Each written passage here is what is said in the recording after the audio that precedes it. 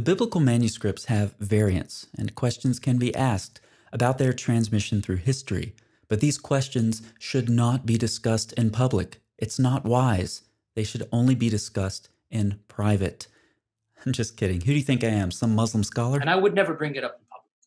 And I don't think it is wise to bring it up in public. Why didn't I say it? Because it should not be said in public. You will not find one lecture of mine about this issue. It should never be brought up in public. This is not something you discuss amongst the masses, ya akhi. It's not wise. So let's talk about these things publicly and jump right into our topic with Gabriel Reynolds, who gives us a good summary. These Qira'at, that is variant Quranic readings or recitations, are part of the history of the text, not its starting point. And the idea of a discrete number of different yet equally canonical Qira'at did not develop before the 10th century, when great divisions over the Quranic text led Ibn Mujahid, among others, to sponsor this regulatory concept. Ibn Mujahid argued that there are 7 equally valid Qira'at. Others argued for 10 or 14. The gradual yet never complete acceptance of the argument for 7 Qira'at was generally accompanied with the caveat that each Qira'ah has 2 versions. Effectively then, 14 different versions were considered equally authentic, only one of which was Hafs an Azm. That is the reading on which the 1924 standardized Quran is based. There's one important qualifier at this point. These various readings or Qira'at do not primarily involve the consonantal skeleton of the text, that is the razm. However, this is not always the case. Fred Donner notes that many of these Qira'at affect only the vowelings of the text and might be explained as later quibbles imposed by Muslim Quran specialists on an essentially stable consonantal razm. But some of the variants involve changes in the razm as well. In fact, in the earliest centuries of Islam, the term Qira'at was used a bit differently from how it's used today. For instance, in a short 8th century tafsir, we have 67 variant readings, introduced with in the reading of, or they used to read it as. Of these 67 variant readings, 24 of them have a different razm. However, in this video, we're going to use the term Qira'at as it's understood today, and limit ourselves primarily to questions surrounding the variant readings of the Quran and when they began to be considered canonical and divine, going back to Muhammad and thus from Allah. Reynolds has already given us a very nice summary and pointed us to the official canonization in the 10th century. But let's do a little digging. To begin, as should be expected, numerous Muslim scholars dealt with the issue of Qira'at. Muslim sources refer to several works on Qira'at throughout the 8th, 9th, and 10th centuries, describing dozens of variant Quranic readings. By the 11th century, 50 variant readings of the Quran were compiled in an extensive work on Qira'at. Al-Tabari, Ibn Mujahid's teacher, collected about 20 variant readings of the Quran as well. However, he did not consider them to be of divine origin. For Al-Tabari, these variants arose from the process of the Quran's normal transmission through history. Consequently, he was free to reject them or accept them as he saw fit, based on things like grammar and syntax. When you see criticism of him, even today on this issue, that's why. He rejected some readings that later came to be called canonical. However, even in Al-Tabari's time and after, when other Muslim scholars were deciding criteria for what was to be considered canonical, they retrojected some of their criteria back into earlier Islamic history, making Al-Tabari seem obsolete, even when compared to his contemporaries. But in reality, Al-Tabari was in some ways similar to some modern scholars and their critical texts. But he made no attempt to designate or canonize as authoritative his readings.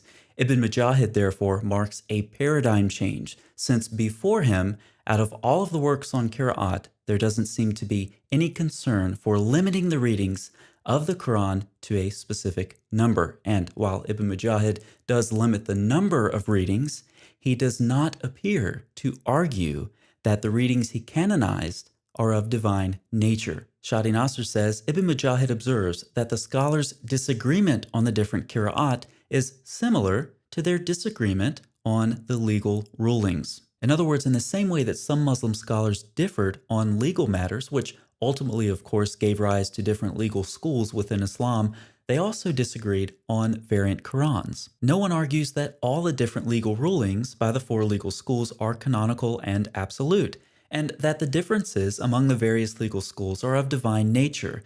In other words, no one claims that the Prophet himself declared and practiced all these different and often contradictory legal rulings. By the same token, no one should argue that the Prophet read the Quran in all the 7 and 10 readings, as later Muslim scholars vehemently argued. Unfortunately, Ibn Mujahid leaves us with some questions. He didn't tell us why he chose 7 readings, and though he lists some general guidelines, he never explicitly stated his criteria for selecting his readings.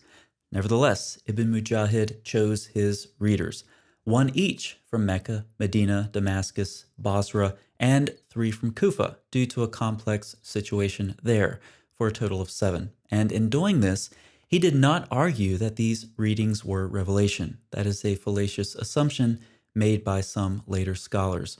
Shortly after Ibn Mujahid, other compilations of various numbers of readings began emerging.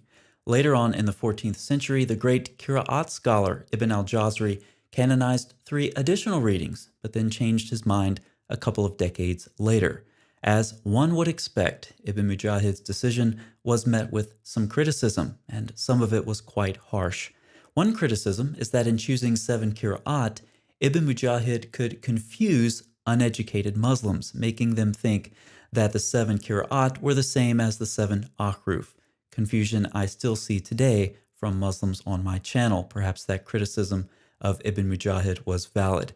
But speaking of myths that won't die, here's another one that we're all familiar with. In spite of the 7 readings, the permitted canonized discrepancies among the 7 readings grew exponentially.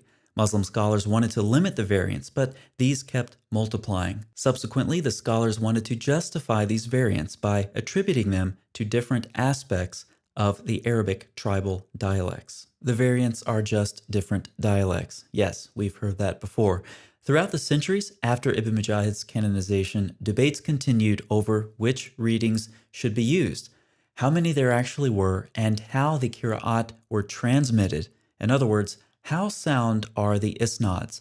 This is where things get interesting. Here's the standard modern Muslim understanding of the Quran. It's the speech of God which was revealed to the Prophet in Arabic and is inimitable down to its shortest surah. The Quran is that which is written in the Masahif, transmitted through tawatur, and recited during the Muslims' liturgical practices. Transmission through tawatur was rigorously developed with the Quran because it is, among other things, divine speech and the basis of Islamic law. This means of transmission is multiply attested and thoroughly sound. Anything transmitted through tawatur constitutes certain knowledge for Muslims. This, as we have just heard, is how the Quran is believed to have been transmitted.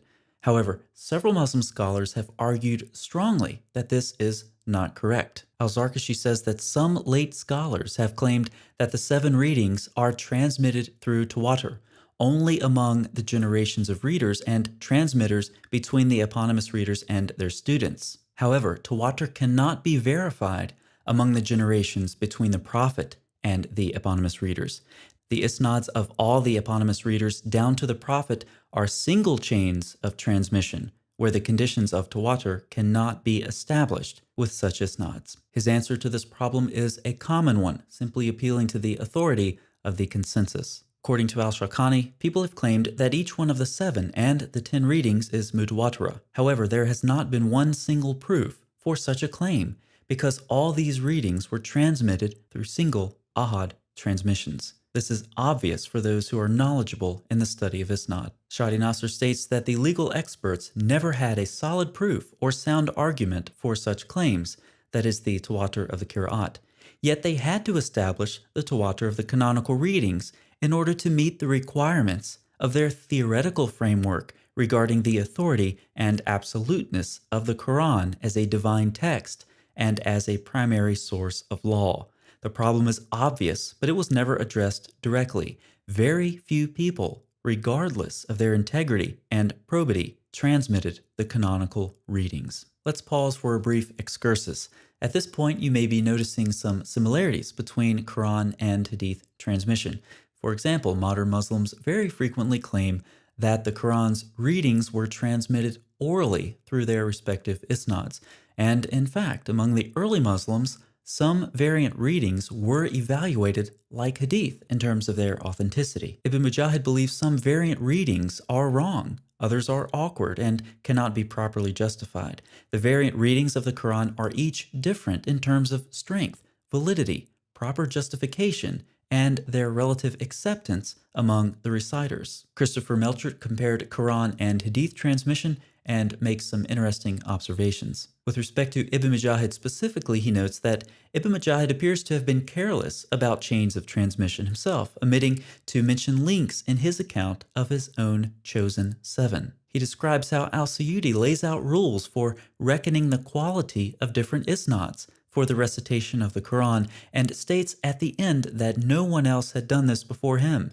Here is a sign of how incomplete the assimilation of Quran transmission to Hadith transmission had remained until his time. In all of this, we see a difference between earlier Muslims and later Muslims. In the eyes of the early Muslims, a Quranic reading could be wrong or simply weak if it lacks the element of consensus, whereas later Muslims, especially the professional reciters and the legal experts, emphasize that every single individual reading that belongs to any of the 7 or 10 eponymous readings is unquestionably correct and divine. And it's important to note that the transmission of the Quran was not strictly oral, as Muslims very frequently claim. Melchert notes this in the article we just cited, and numerous other scholars have noted this as well. James Bellamy states that the variant readings he discusses in his article are important to us because they prove that there was no oral tradition stemming directly from the Prophet strong enough to overcome all the uncertainties inherent in the writing system. Devin Stewart says the tradition of Quranic recitation can be shown to ignore or run roughshod over many discernible or retrievable features of the text, particularly with regard to rhyme that must represent the oldest stage of its performance. In addition, while many of the variants recognized as legitimate within Islamic tradition may plausibly have arisen through oral transmission, many others cannot, being based on graphic and not phonic resemblance. And of course, we must remember that Uthman restricted variant Qurans by destroying them and issuing his own written text. He did not send out trained reciters. Clearly, a substantial part of the Quran's transmission must be in written manuscripts. But perhaps the best way to compare the Quran and Hadith is to think of the Quran as evolving past the Hadith over time. Thus, a variant reading has evolved from being similar to a legal ruling that employs consensus and disputes into becoming a soundly transmitted hadith, verified and authenticated through sound isnad and probity. As a result, the 7 and 10 canonical readings have successfully achieved a status of immunity against any doubt and criticism, transcending human law to become divine law itself. Excursus complete, back to our topic. In the 10th century, dozens of variant Quran readings had emerged, as had a figure who finally had the authority of the Abbasid Caliphate to limit these readings to something more manageable. His selections later became recognized as canonical. Does that sound familiar? I'm constantly hearing from Muslims how the books of the New Testament were chosen hundreds of years after Jesus by Constantine at the Council of Nicaea. I hear this very, very frequently, and once again, Muslims are refuted by their favorite scholar. A lot of people have the misconception that it was at the Council of Nicaea that the Emperor Constantine decided which books would be in the Bible at the Council of Nicaea, which is completely wrong, completely wrong, completely wrong, completely wrong. So do you realize what's happened? Muslim apologists have taken the events surrounding Ibn Mujahid's canonization, smoothed out all the problems, and then repackaged these events as a false polemic against the New Testament. Two features generally characterize modern Arabic scholarship on Qira'at. First, it is apologetically concerned with defending the valid and divine nature of the canonical readings and consequently the integrity of the Quran. Second, it tries to establish a continuous tradition and a never-before-disputed consensus regarding the validity of the canonical readings, a consensus that goes back long before Ibn Mujahid. And in the Muslim world, this process can move very quickly. Ibn Mujahid picked a problematic reader in Kufa. His name was Hamza al-Zayat. His reading was able to move from the status of an innovation to that of divine revelation in less than 100 years. In like manner, the canonization of the 7 readings evolved as well. It is true that Ibn Mujahid codified the 7 readings by the beginning of the 10th century, but the notion of the 7 canonical readings took some time to be established as a canon. It's not until the 11th century that we see the notion of the 7 eponymous readings as an established canon. And remember, early Muslim scholars considered these variant readings of the Quran to be of human origin. But this position changed drastically in the later periods, especially after the 11th century, where the canonical readings started to be treated as divine revelation. That is, every single variant reading in the 7 and 10 eponymous readings was revealed by God to Muhammad. And this is what we see modern Muslims believing today. Question: in what century did the 7 or 10 canonical readings of the Quran begin to be regarded as divine revelation, as they are today? Answer: 1st century of Islam. Each Qira'at provides the isnad and chain of narration all the way back to the Prophet. Muslims simply recite the standard narrative, and they can't doubt the standard narrative because that implies not only doubting the Quran, but the one who said he would preserve it. But as we've seen, the truth is much more complicated. In the last 20 years, Qira'at manuals from different time periods have been published with increasing frequency. These works are of great importance because they present the Qira'at communities as dynamic groups, struggling with the transmissions of the variant readings over the centuries. This situation is diametrically opposite to that of the later, stagnant Qira'at culture, whose religious authorities generously labeled both scholars and lay Muslims unbelievers when they challenged the validity of any Quranic reading. Let's see how all of this applies to the 1924 Standardized Quran, which is based on the recitation of Hafs-an Azim. Ibn Mujahid chose 7 readers. However, traditionally, each reader has 2 authorized transmitters. Hafs-an Azim is a reading from an imam named Azim for short in Kufa. His second authorized transmitter was Hafs. That was the reading chosen by the Egyptian committee led by Muhammad bin Ali al-Husseini al-Haddad to be the standardized Quran in 1924. Without doing any specific research on why the committee chose the reading that they did, it's easy to suggest that they were influenced by the fact that this reading had already been chosen in the 16th century by the Ottoman Empire. Thus, the reading was already fairly well established and familiar. But even now, with the standardized Quran selected, again in 1924, things aren't so clear. There is no unanimity over the precise shape of the Hafs-an Azim Qira'ah. 4 different lines of transmission are claimed for it, and discrepancies abound in the various texts claiming to transmit it. Now, in this video, I've tried to focus mainly on Ibn Mujahid's 7 readings, but for the sake of clarity, I do want to note that more canonical readings were added later. As Fred Donner says, thus one speaks of the 7 canonical variant collections, of the 3 after the 7, the 4 after the 10, and of multiple recensions of each of these 14 collections of variants. That's probably enough for one video, so let's summarize some major points. Variant readings of the Quran multiplied, and we saw 50 readings by the 11th century. Ibn Mujahid did not argue his readings were divine. Remember, he compared them to legal rulings. The canonical readings quickly became divine, and we saw this example with Hamza al-Zayat. Muslims have falsely claimed the Quran is transmitted through tawatur. Manuscripts played some significant part in the transmission of the Quran, i.e., it was not just orally transmitted. Even the precise shape of Hafs-an Azim, the standardized Quran, is not clear. Numerous modern Muslims largely ignore the historical difficulties of the Quran's canonization, constructing instead a mythical polemic about the Council of Nicaea, which actually parallels Ibn Mujahid's canonization. And modern Muslims, in contrast to early Muslims, stress the divine nature of all of the canonical readings and their traceability to Muhammad as a matter of orthodoxy. Thanks for watching. I'll see you next time.